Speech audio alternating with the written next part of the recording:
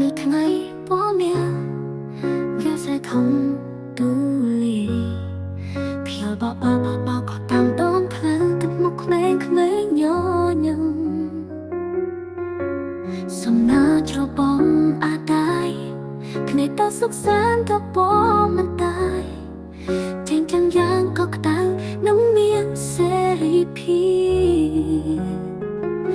មានអារម្មណ៍ថាដូចជាសូបិនមួយសម្រាប់ខ្ញុំទឹកដីនៃភាពសុំដុំអោក៏តែសុំពុជាដ៏ស្រស់ស្អាតត្រពោខ្ញុំ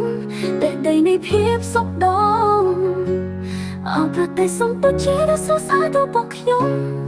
តែដងរបស់ខ្ញុំជួបបងនាងកន្លែងបែបកាយសំណាងឆ្លុះបញ្ចាំងលើកន្លែងមេឃកំពស់ភៀវដ៏ស្នងស្នេហ៍តួខ្ញុំទៅដល់ទីណាក៏ដោយចិត្តខ្ញុំហាក់ដូចនៅជិតអ្នកជានេះ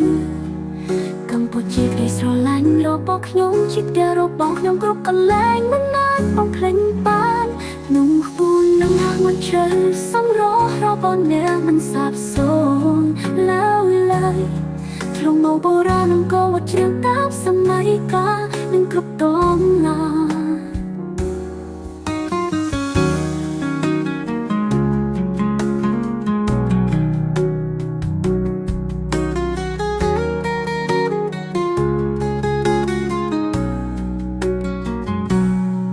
ស្នាមញញឹមដល់ប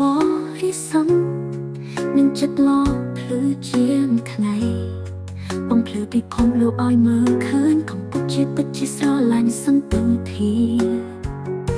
មានអារម្មណ៍ថាដូចជាសូបិនមួយសម្រាប់ខ្ញុំ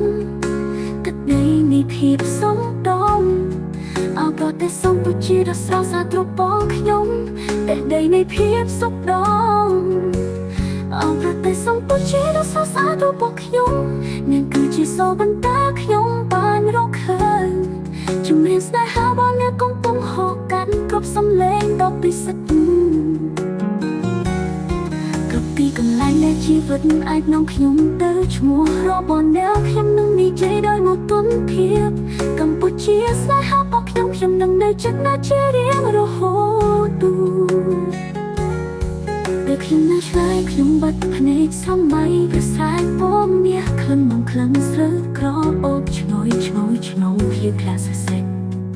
គ្រប់ដងហាងគ្រប់ចង្វាក់នាំខ្ញុំជួបនាងដងទៀនទៅទឹកដីដែលខ្ញុំស្រឡាញ់ជានិញជាកន្លែងដែលបេះដូងខ្ញុំចាប់ផ្ដើមអោជារូបខ្លាយដ៏សបប្រងរបស់ខ្ញុំតែដងខ្ញុំលោតតាមបៃណា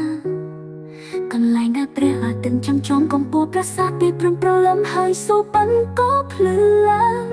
ខ្ញុំនឹងឈានឈ្មោះរបស់អ្នកជារៀងរហូតដល់យំរាល់ថ្ងៃកម្ពុជា My love ខ្ញុំនឹងមិនរសាត់ទៅឆ្ងាយ